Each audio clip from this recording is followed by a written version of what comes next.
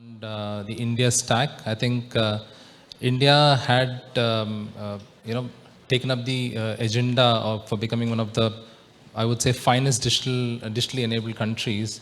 The whole idea of digital India has really pushed us from where we were 10 years back to where we are today. I think we have seen such a big change, and India stack, if I have to just give a definition to it, it's multiple layered architecture, which is basically focusing on presence-less, paperless, cashless, and consentless architecture. Idea is to how do we bring in the complete digital ecosystem into the center of the country and bring the citizens of the country onto the stack.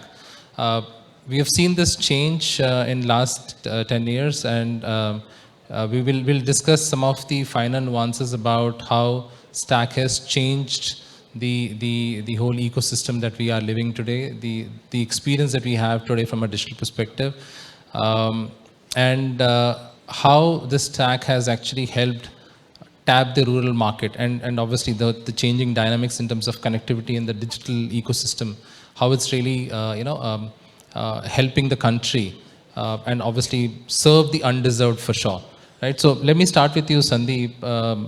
I think the stack has obviously evolved over the last 10 years, and we have seen great examples, right? Uh, I think starting from Aadhar, where you started collecting, and again, if I have to just give you a perspective, we started with zero in 2011, right? And today we are talking about 1.2 billion records. So again, biometric records in the database. I think we started from there to running thousands of programs on the stack. What's your view around the whole digital stack or India stack that you're running? Are the real application that we're seeing, and how the country is actually getting benefited out of the platform that we have built? So, I mean, I think we all should be extremely proud about the Indian stack. And India stack, I think, rather than going into the specifics of it, I think what we should look at is where do we stand in the world relative to the technology stack that we have. We are number one, I think, in payments. Vivek's going to share some pretty interesting examples about what he sees from around the world and what he sees in India. I think we have connectivity now which has leapfrog stages of evolution. And so I don't believe it's so much of an issue of talking about the stack. I think the stack has come a long way. I think we are already in a leadership position. The question is, what do we do about it? And I think let me just give some context from three perspectives. I'm going to cite some quotes which I think are very interesting. So Mahatma Gandhi was right when he said that the future of India lies in its villages. That's sort of, I think, where there is a lot of potential that we can still tap into.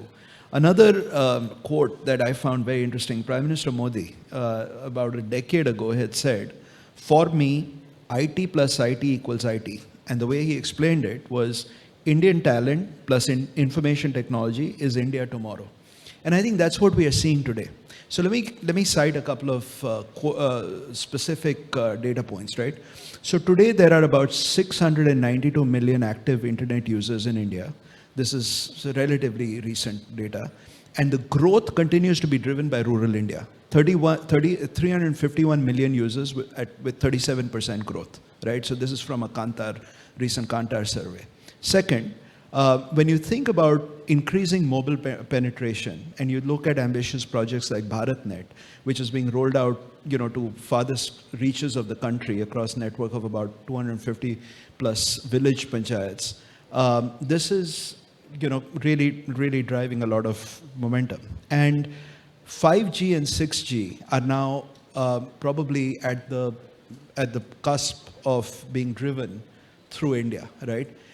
Now, when you put it in the context of other ecosystems and startups, as of 30th of June 22, a total of 72,000 plus startups were recognized by DPIIT, of which 50% of the recognized startups belong to non-metropolitan cities, right? So when you put these things in context, right, it's not so much about the Indian stack, it's how do we accelerate it, drive connectivity to create the ecosystems and others that will spur growth, both in rural India.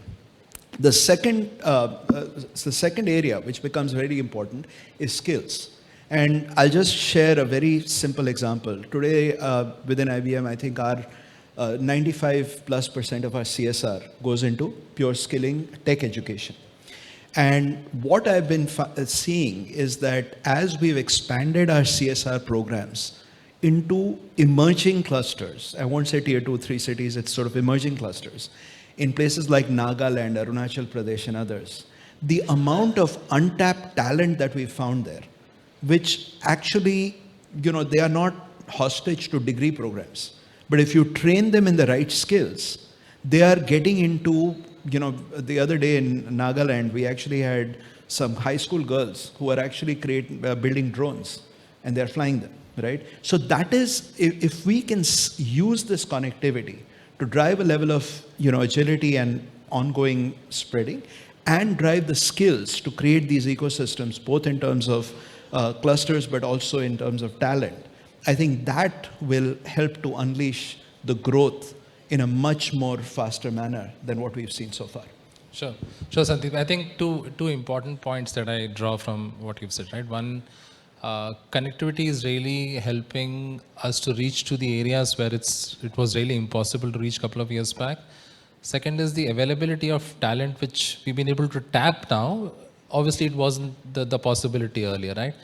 Now, if I just have to switch the gears slightly and come to you, Jaspal, we have seen the whole idea of digitization in last couple of years, obviously basing on the stack and the technology evolution that has happened.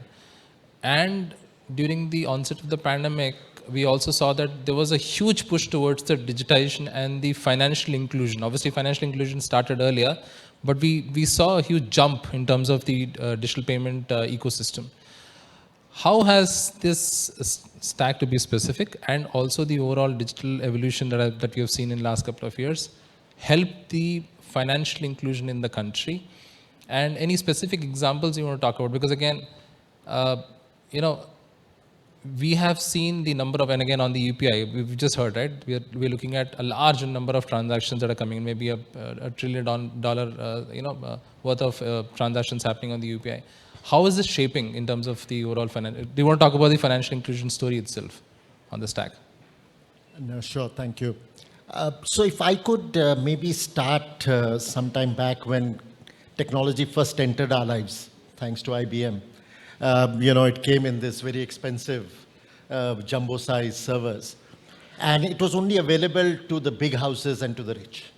And it was only a facilitator, because all it did there was it could compute much faster, it could store more efficiently, it could replicate data at the press of a button, all error-free. All of which humans could do, but not as efficiently. In the recent decade, I would say the digital evolution is all geared towards financial inclusion. It has made it possible for us to reach places which are even today humanly not possible to reach, either because of terrain or distance, or brick and mortar can't serve. It has allowed us to serve societies which would be uneconomical to serve other than through technology. So they were just out of reach, and they have been brought into the cell. It has made life paperless. So all the literacy issue challenges have been overcome. And obviously there's instant connectivity, which earlier people had to walk miles to reach a point and discuss, negotiate, etc. So I think it's all geared towards that.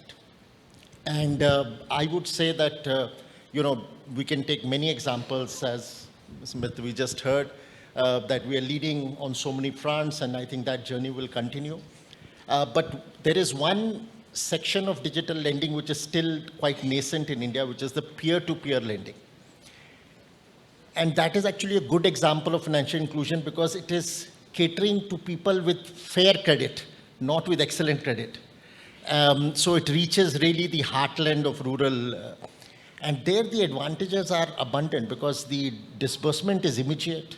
The processing time is very small. The cost of operating that platform is minimal for the operator. So I think that has a huge runway ahead of it. Just to quote you some numbers, in 2015, that was a 400 crore business. Today, it is a 30,000 crore business. And I think it will be many lakhs of crores in the next 5 to 10 years.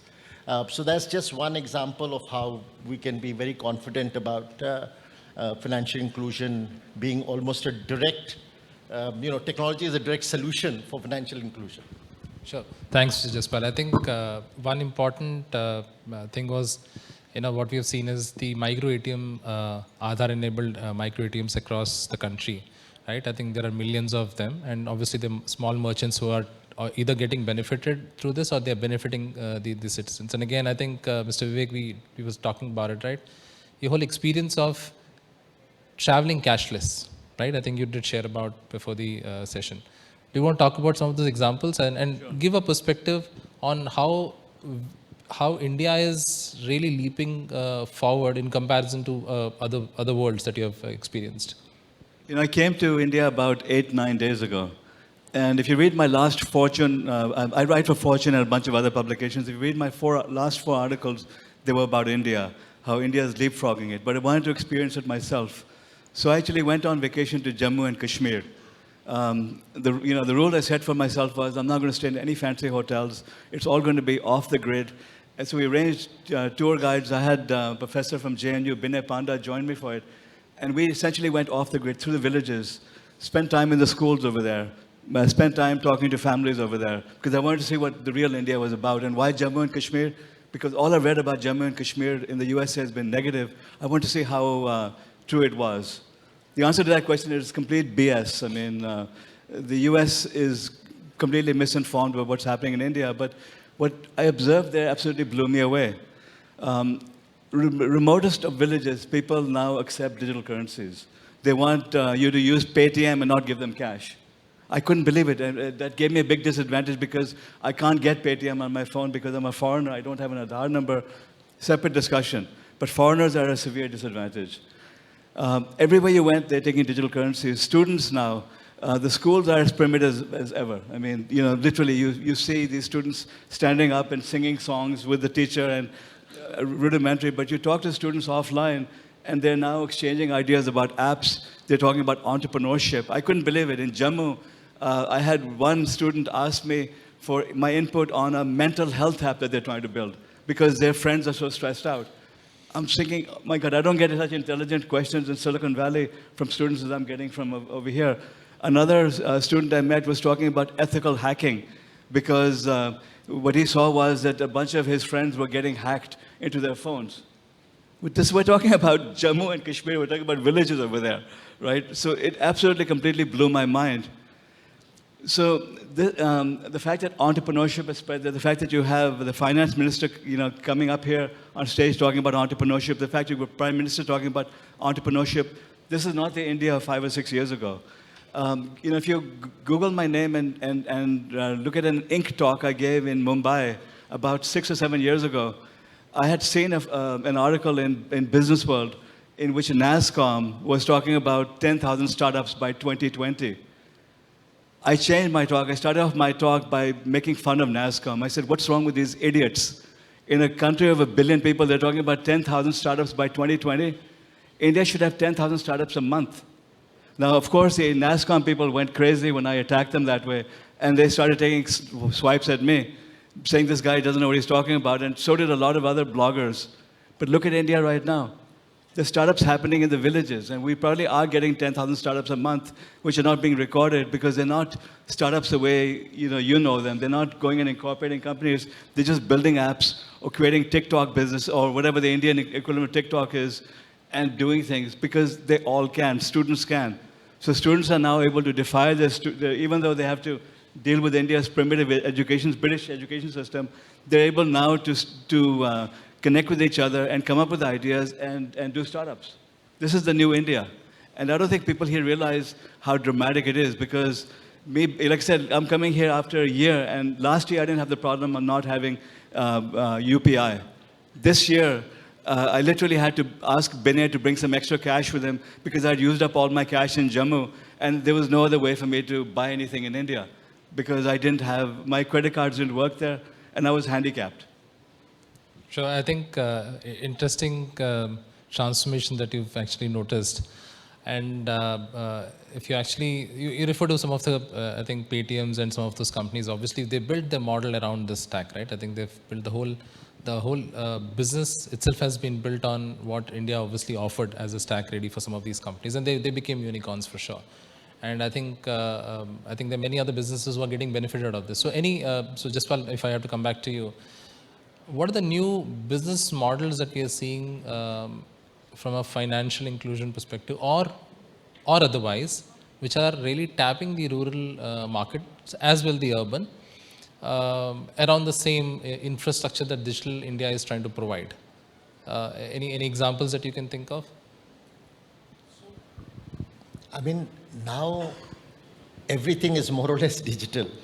You know, even if you have to apply for a scheme of the government, there are people who are willing to help you with the digital process of that. So irrespective. So there are booths now in several villages, and I think hundreds of villages, which are just facilitators, digital facilitators, hand holders. You know, so I think that has become huge, I think the combination of inexpensive internet and the penetration of smartphones has made this a massive thing. But in addition to that, I think the fintech as a multiplying force, I think has added to that impetus.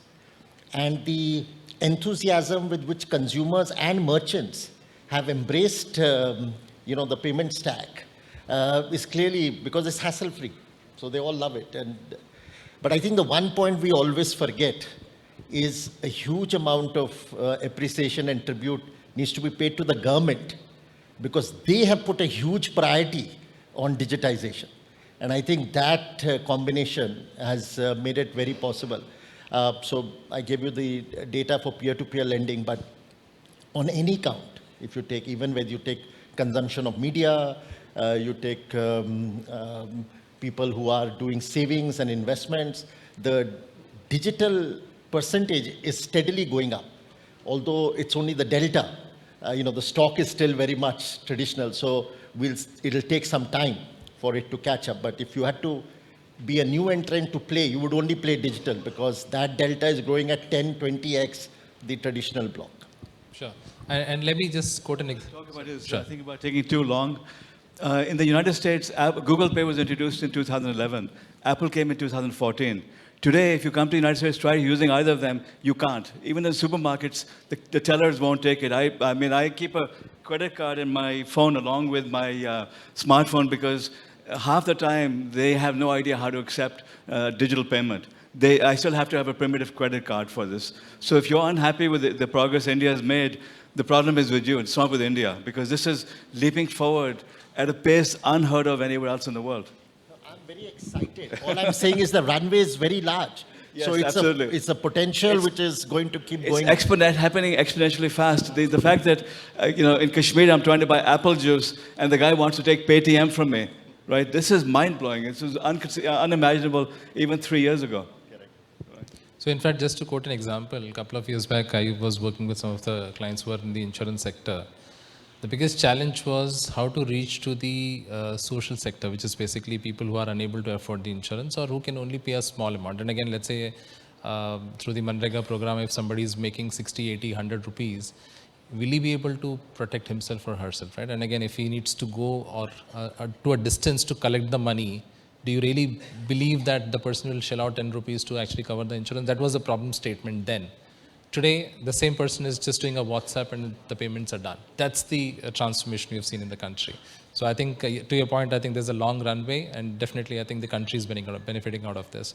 So Sandeep, if I may come to you, you did mention about, two things which were important. One was the connectivity, right?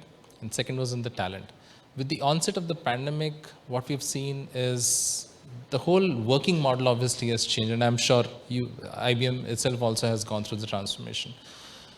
And you did talk about some of the talent which is sitting in some pockets, which obviously have, which aren't still explored, right? So, what's the whole talent scenario that you're seeing, especially from a rural perspective, and how it can actually contribute to the Digital India agenda? So let me talk about it from two perspectives. One is what we've seen with the pandemic. I think, and I'm sure you see this in we are in similar industries. So I think one of the things that did happen through the pandemic is a lot of the core technology workforce, and I'll talk about the tech, the IT workforce, they did migrate to hometowns and so on and so forth. And that has now led for us to think about a truly hybrid work model, right? Which has both, work from home. You still have, I think, some of the work that we do in technology and others, it lends itself to having, collaborative design, collaborative working, ideation, and so on and so forth. So you do need to have formal workplaces, but the nature of the workplace has changed. It's more of an ideation and collaboration kind of spaces. So we've had to rethink our workspaces. I think we've had to think creatively about how we drive work from home and so on and so forth. So it's a hybrid model. And that, I think, has also led us to start thinking about how do we now take advantage of that in terms of having what I would call professional clusters that are available in emerging cities. Think about it, I used the word tier 2 and 3 cities the other day, and someone corrected me, said, these days, sir, we are calling it emerging clusters. But actually taking advantage of that. So over the last year, we've, I think, opened about 6 or 7 centers, including our software labs, hardware labs, our actual delivery centers. We've actually moved those outside of metros. Actually, on Thursday, we are opening one in Gandhinagar. We opened one in Cochin recently. We had a delivery center open up in Mysore. In many of these, sort of the next emerging set of cities. And we are finding that these are great locations to tap into talent that is available. So that's one part of the equation. The second part of the equation is, I think, the point that Vivek made about some of these kids and the talent, the untapped talent that is sitting in what I think today we refer to as rural India, right? And it comes in two variants. One is how quickly do we capture that talent by offering them the kind of training and education that's needed. So for example, we started this program about 3 or 4 years ago, where we partnered with CBSE to actually offer an elective in artificial intelligence for the last 4 years of the curriculum, the grades 9 through 12. Now, 2 years ago, when I came into this role, I actually had the privilege of looking at actually reviewing the hackathon that was done by the finalists coming out of this program. I literally had tears in my eyes at the end of that session. I mean, you had amazing talent that was building apps, and we actually, I think we had 20 of those teams that actually did internships with us. So that's part of the corporates, I think, that actually have to nurture this talent to make sure that they are getting into productive workforce ultimately. But also, it had the makings of a few that actually translated into startups that will actually move on forward, right? So finding that talent early and giving them that nurturing capabilities to do something that is even lends itself to non-traditional learning. I was just talking to Sunilji a little bit earlier, and I think I was very encouraged to hear that your university today is what 53% experiential learning. I think that is what we need. I think both educational institutions and corporates to facilitate. How do you pick that talent early, move them into experiential learning so that they can become practical? I think we have a nation of very enterprising population. What they need is some level of incubation and support in terms of talent and opportunity that can actually unleash that power. I think a great point, Sandeep. In fact, I think the whole idea of making the workforce ready for the future. And to your point, all the 3 elements have changed: work, workplace, and workforce. All 3 have changed now. I think that's a big shift that we have seen. If I come to you, Vivek, Sandeep just mentioned about the education system itself has to be changed. What's your view? Are we ready for that big leap? Right? I mean, while we have done what we have done, but from here it's going to be an exponential growth. Are we ready for that big leap from an education system Sunil's perspective? Sunil's University is now doing experiential learning. That's an exponential breakthrough. Because I started my academic career about 15 years ago researching engineering education in India, China, and the United States. And what I documented was that India's education system was generating massive amounts of engineers, but they were all worthless. I mean, unemployable. So that paper made big waves, and I got a lot of anger from India. You should have seen the type of angry messages I was getting from all over India. And then I was challenged by Indian industry saying, look at how many people we're employing. How could that be? And that was a very valid thing because the numbers I documented were accurate. The quality of education was as bad as I said it was. However, why was India succeeding? So I brought a team here from Duke and from Harvard. And we spent weeks over here going all over India, visiting the different centers. And we published a paper called How the Disciple Became the Guru, how the world can learn workforce development from India. What the paper documented was that despite all the problems of education, it was companies such as IBM, Infosys, all of the IT companies that had built retraining centers. So they were taking useless engineers and turning them into very competent professionals. So now the sad thing over here, so I accepted that I ate crow and I published very positive things about India, but the question is, why are these children losing 2 or 3 years of their lives, recovering from the British education system? Because what you have here is a system that was built by the British to keep Indians subservient to the British. This is why when I go to the schools, you still have children standing there and singing songs and doing what the teacher, ratifying what the teacher says. This is the gift that the British gave India to keep it subservient to them. Why hasn't it changed? Why don't we have more people like Sunil challenging the system and trying to fix it? I spent some time with the AICTE people here trying to get them to do it. They want to change it. What has to happen is that the government has to finally realize that we need to release ourselves from the shackles of the British and modernize the system. In the meantime, the best is what we have with the IBMs and industry doing it. So yes, they're going to lose 2 or 3 years, but at least they become worthwhile afterwards. I don't know what else to say. And I'll just make one other point, and this is a real example. I think the whole notion of formalized education and formalized degrees, I think that is something that we absolutely have to rethink. And in India, we should do with it. I mean, and in India has the potential to actually be a pioneer in that space. And I'll tell you why.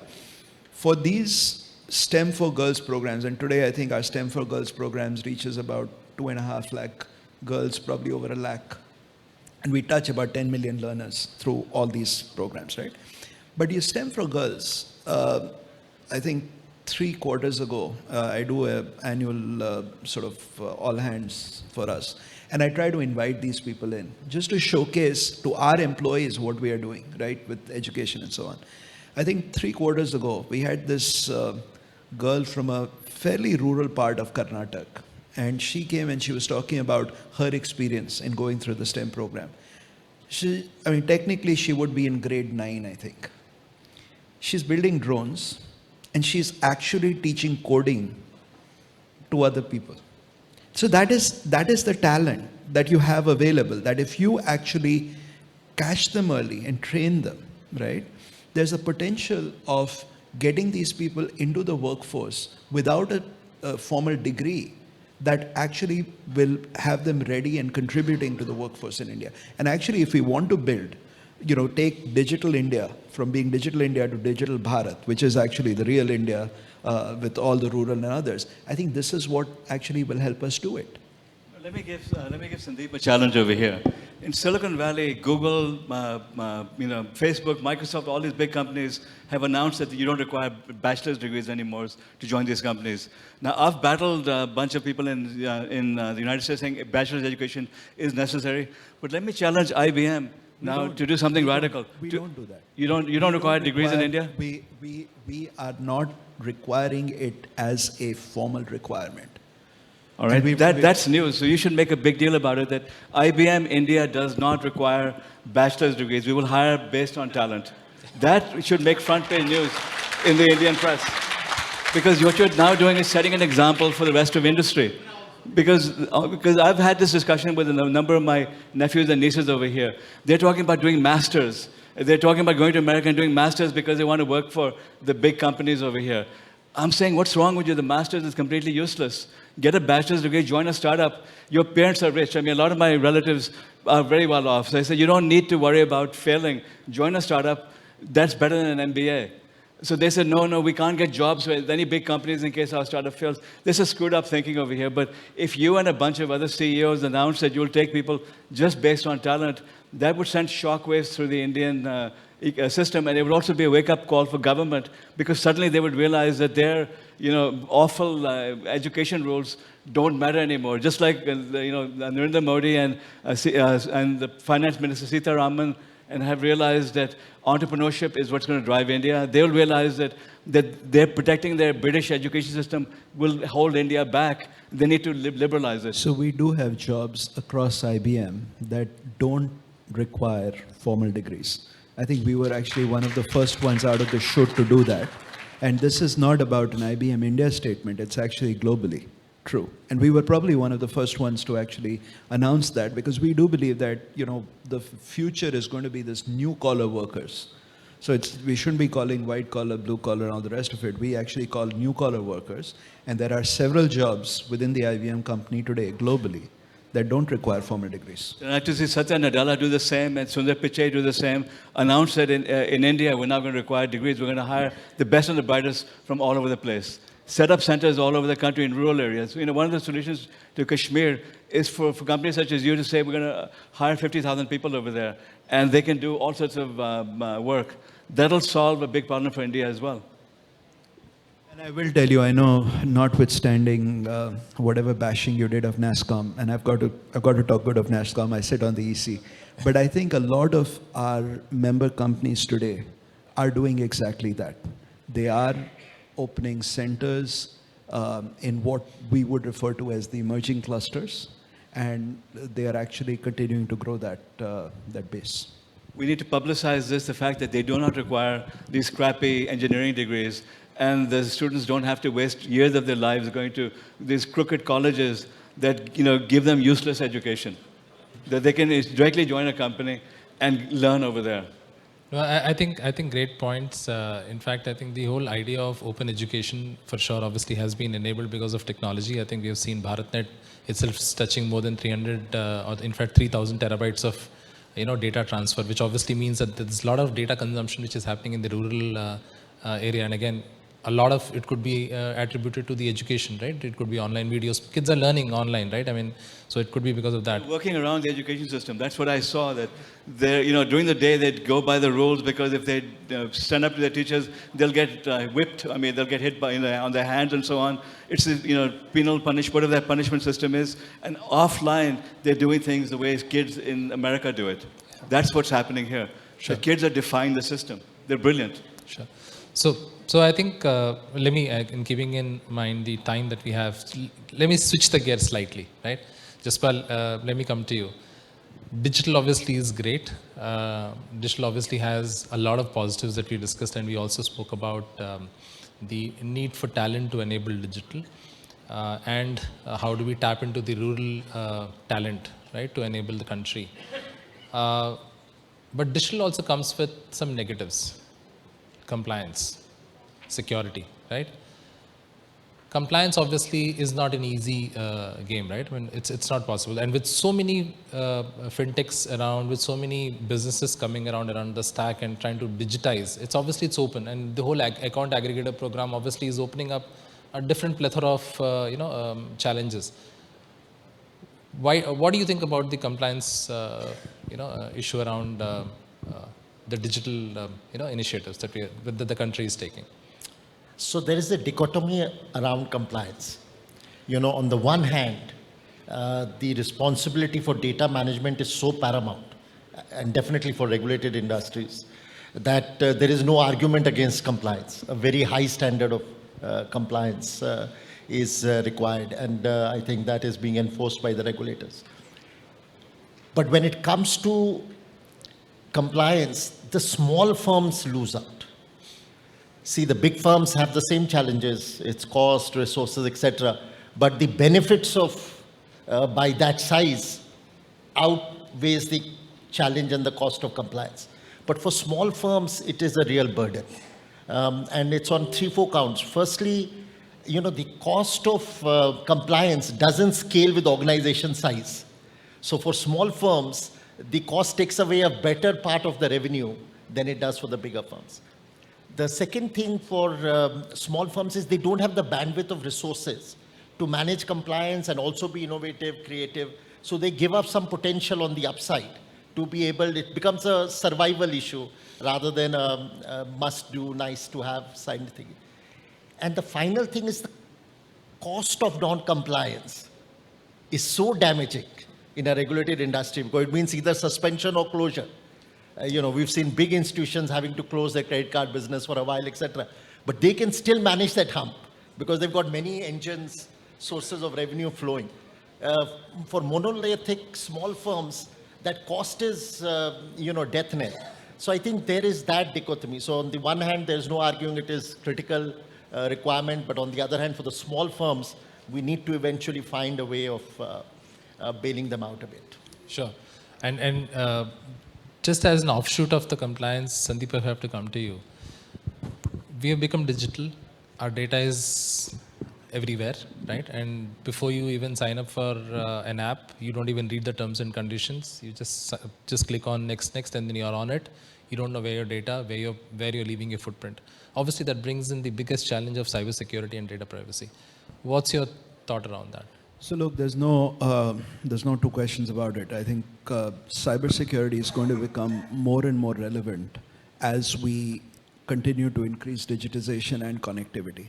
I mean, today I think we keep worrying about data privacy. Unfortunately, every time you download an app, you're giving up your data privacy, right away, right? So data is out there. Bad actors are out there. I won't go through, specific numbers, but the cost of data breach for corporates and otherwise, and for the country, is pretty significant. I mean, one of the things that we have to be very attuned to is how do we actually create awareness, not only amongst corporates, which is really important to understand. They've got to sort of adopt what I refer to as a zero trust kind of a infrastructure posture, because you've got to prepare for that. But also create that awareness and education in the population, which really needs to understand that bad people are out there. They're actually getting smarter. And with the advent of technology, it's going to get worse. So we have to be vigilant, and we've got to, sort of have the cybersecurity measures in place to protect this. No, I think great point. In fact, we are more vulnerable. And again, I always say this, you are keeping the candle in the wind of digital, right? So you're data obviously is the candle. So I think a couple of points that I think I've kind of gathered, which I want to summarize.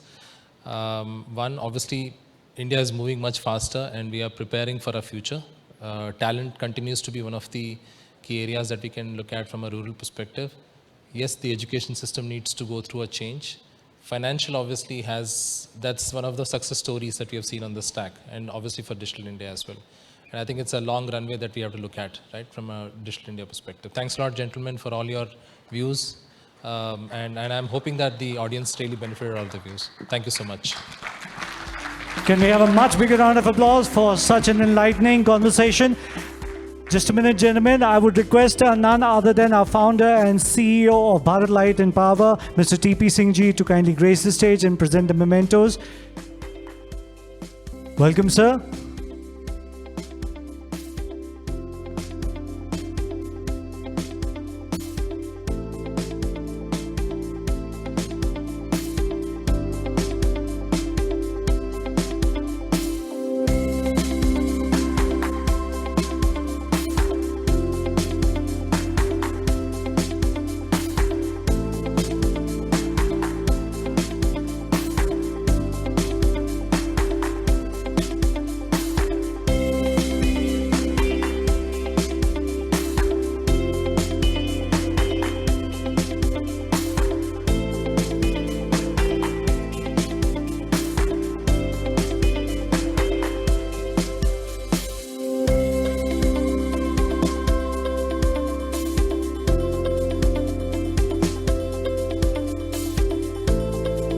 Thank you, gentlemen.